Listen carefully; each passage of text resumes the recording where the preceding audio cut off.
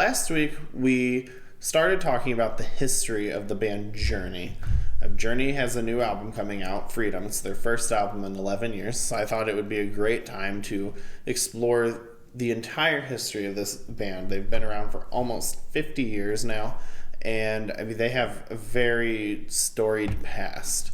We know Journey for songs like Don't Stop Believing or Any Way You Want It, Faithfully, Open Arms. All the radio hits. But Journey's roots sound so much different than the commercial era, as I call it, the Steve Perry era. So last week was our first episode. We talked about the very first album, which was 1975's Journey. It was just a self-titled album. For this episode, we are going to cover Journey's second album, Into the Future. Look into the future, rather. So welcome back to Pixel Positive Music, and let's get into it. So Look Into the Future is Journey's second effort following their very first album. And stylistically, this album is pretty similar to the first one. It's a little bit more focused, I think. The songwriting is a little bit more structured than being just wide open soundscapes for the instrumentation. I think generally it still sounds very similar to that first album. We do get more vocals this time around. Greg Rowley, I think for this album, was trying a bit harder to be a frontman, so to speak. And I think it works in some ways, it doesn't work in others. I think overall it's actually a weaker album than the first album because they couldn't really figure out what they wanted to do.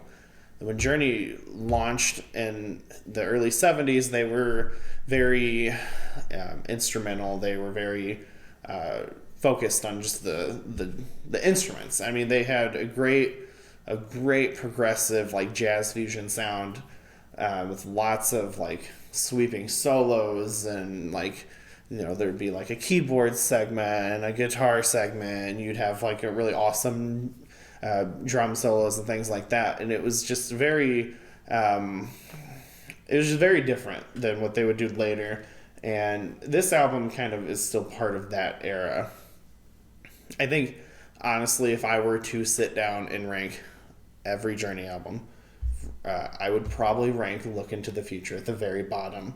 It's not a terrible album by any means.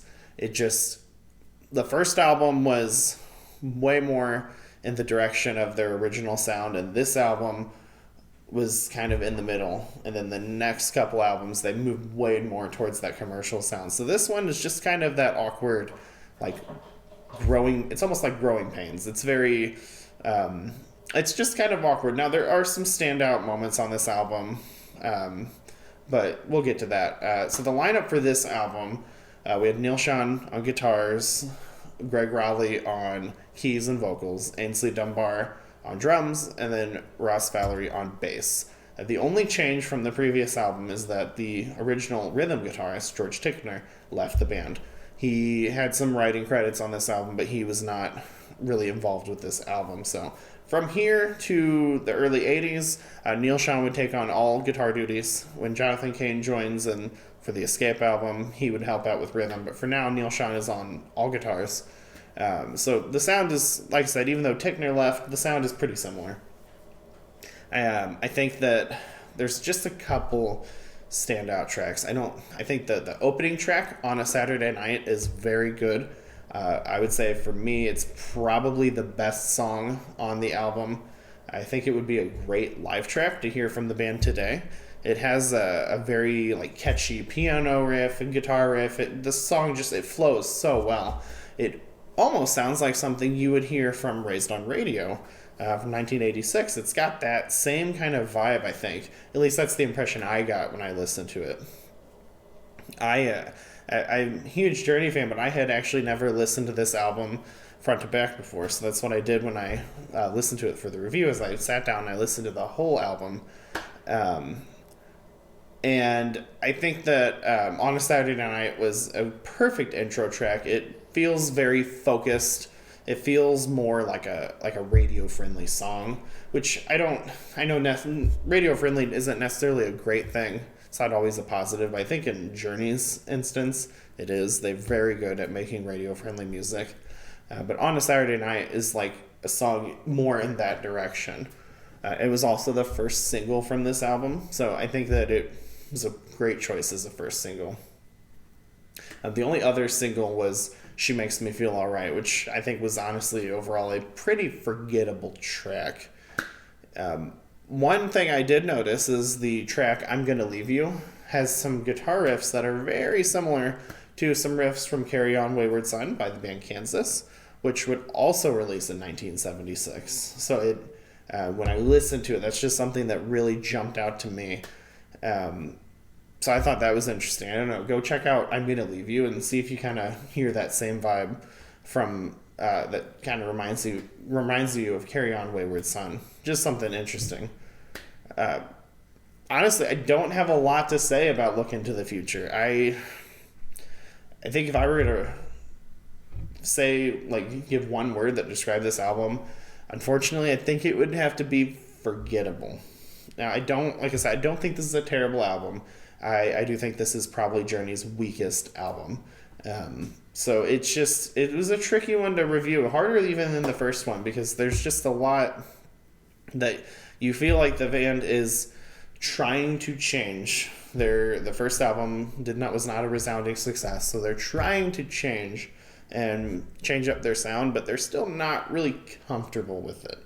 And so they're not really sure what they want to do. This album feels very shaky and very, I don't want to say inconsistent. I just think that it feels very, like, it's not confident. It's not a confident record. Like, the band sounds amazing. I mean, as always, the instruments are phenomenal. The guitar solos are great. The piano riffs are great. The bass is thumping along, and the drums are great. I mean, everything is there, just as a cohesive unit. It just doesn't feel like a very focused effort from the band, and I don't know if it has. I don't know if it has anything to do with just the timing. They released it pretty quickly after the previous album. Back in the 70s, Journey was very, very active. I mean, they were just releasing albums one year after the other. And so I think that this is just an album on the road for the band. This is just an album that they did, and it's just a step on the path towards better music, which the next album after this, which is actually called Next, is definitely a major improvement over this one. So, I mean, have you guys ever listened to Look Into the Future by Journey? Do you agree? Do you think it's just kind of a forgettable record? Do you think it's better than I'm saying it is? I mean, let me know in the comments. I'm very curious to know how people feel about these early days for the band. And yeah, I mean, just make sure you guys like the video. Definitely subscribe. Like I said, this is the second episode in a 13-part series where we're going to cover every album from the band, and it's going to culminate in a review of their newest release, Freedom. So I really want to hear from the Journey fans. I'm going to be doing lots of Journey content, probably going to dive into some of the solo work and stuff like that in the future as well. So until next time.